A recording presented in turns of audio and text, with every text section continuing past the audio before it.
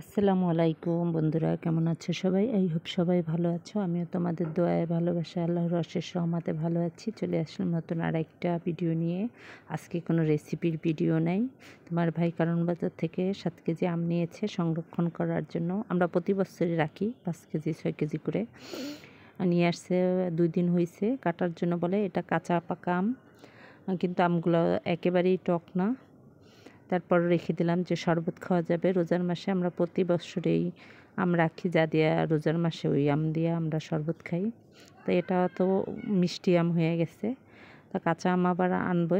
তা রাখা দিচ্ছি যে এগুলো দিয়ে শরবত খাই। আমি যেভাবে সারা বছর আম সংরক্ষণ করে রাখি সেটাই তোমাদের মাঝে আজকে শেয়ার করব। প্রথমত আমগুলারে সব ধুয়ে নিচ্ছি, এর ভিতরে নরম যেগুলো, এর থেকে 4-5টা নরম বের হয়েছে, ওগুলারে আমি আলাদা করে রেখে দিচ্ছি। প্রথমে আমগুলো ধুইয়া তারপরে এই যে ছুলে নিব সুন্দর করে, সবগুলো আমেরে এভাবে ছুলে নিব। এই দেখো ছুলে নিব। বন্ধুরা, যে যেখান থেকে ভিডিওটা দেখছো সবাইকে আন্তরিক শুভেচ্ছা আর ভালোবাসা জানা রইল। ভিডিওর শুরুতে তোমাদের কাছে রিকোয়েস্ট থাকবে, ভিডিও যারা ওপেন করেছো ইতিপূর্বে লাইক দিতে ভুলে গেছো, প্লিজ লাইক দিয়ে ভিডিওটা কন্টিনিউ করো। আর আজকে যে আমার ভিডিওতে নতুন, সবাইকে অভিনন্দন। আমার চ্যানেলটাকে সাবস্ক্রাইব করে বেল বাটনটা অন করে দিও, নতুন কোনো ভিডিও ছাড়লে তোমাদের মাঝে পৌঁছে যাবে।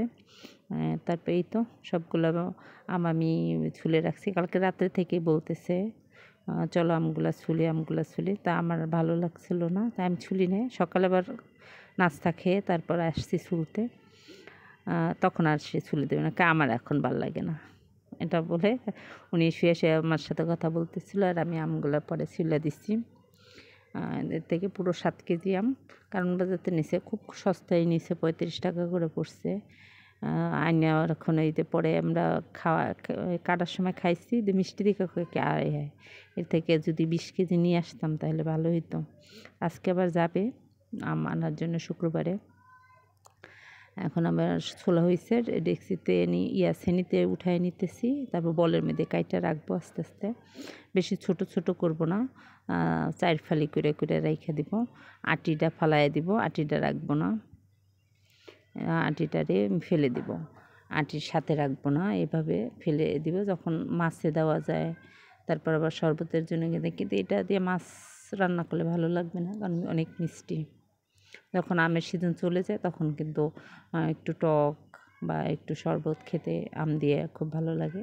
দেখো আমগুলো কিন্তু একবারে ভিতরে পাইকে গেছে গিয়া, কোনো আমটাই কাঁচা নাই, পুরো আমটাই মিষ্টি, একদম টক নাই। এতে পরে যে সবগুলো আম এভাবেই আস্তে আস্তে করে কাইটা নিতেছি। দেখো 2 সাইডটা একটু ফালি দিয়ে এইভাবে আমি কেটে নেব। এই দেখো 4 টুকরো করে নেব, 2 পাশ আর 2 সাইড দিয়ে কেটে দেবো। আর এইগুলোরে পরে আমরা খেয়ে নিছি, দাঁত টক হয়ে গেছে, কারণ আটির সাথে আমগুলো কিন্তু একটু টক থাকে। এভাবেই আমি সারা বছর আম রাখি। আমের সিজন চলে গেলেও আমি আম খেতে পারি, আমের দিয়ে তরকারি, আম দিয়ে ডাল, তারপর আমের শরবত, বেশি গরম হলে আমের টক টক আমের শরবত, এটা হবে মিষ্টি শরবত, এটা আর টক হবে না। তোমরা দেখতে থাকো যেভাবে আমগুলো আমি কাটি, তোমরাও রাখতে পারবে সারা বছর।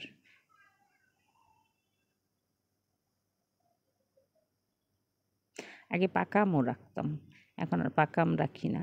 চারিদিকে শব্দ আসতে পারে, আজকে শুক্রবার দিন তো ভয়েস দিতেছি, নামাজ পড়ার জন্য সবাই গেছে, মাইক বাজতেছে। আর আজ সবাই তো জানো মেন রাস্তার পাশে বাসা, যার কারণে শব্দটা একটু বেশিই আসবে।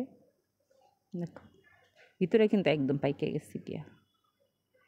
বাচ্চারা কিন্তু আমের মৌসুম চলে গেলেও কিন্তু আম খেতে পারে এভাবে রেখে দিলে, কারণ আমাদের দেশে তো মানে বরিশালে আম পাওয়া যায় না ওরকম, রাজশাহীতে 12 মাস আম পাওয়া যায়, কিন্তু আমি তো এভাবেই রেখে দিয়ে প্রতি বছর খাই। গত বছর রাখিনি, তারপরে এর আগের বছর যে রাখছিলাম 10 কেজি রাখছিলাম, 10 কেজি রাখার কারণে এই বছর রোজার মাসে প্রতিদিনই পুদিনা পাতা দিয়া আমের টক শরবত খেতে পারছি।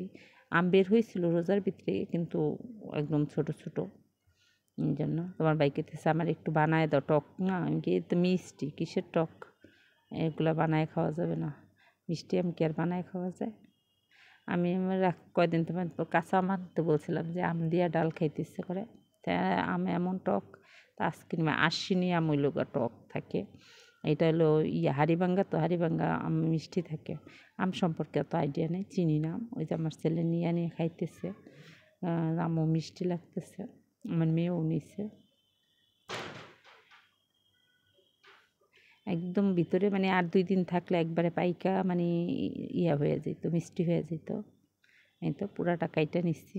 এখন একটা নতুন পলি বের করে সেটার ভিতরে একবার রাখবো। ওর আব্বু বলল বক্সে রাখতে, বক্সে ফ্রিজে রাখলে জায়গা কম হয়। তারপরে এই যে আমাদের ঘরে অনেকগুলো পলি ছিল নতুন, ওগুলো এই যে রেখে দিচ্ছি। এখন এটার মধ্যে ভরে রেখে দিব। আজকের ভিডিওটা এই পর্যন্ত। সবাই ভালো থেকো, সুস্থ থেকো, নিরাপদে থেকো। আর তোমরা আমার জন্য দোয়া করো, আমিও তোমাদের জন্য দোয়া করব। আল্লাহ হাফেজ।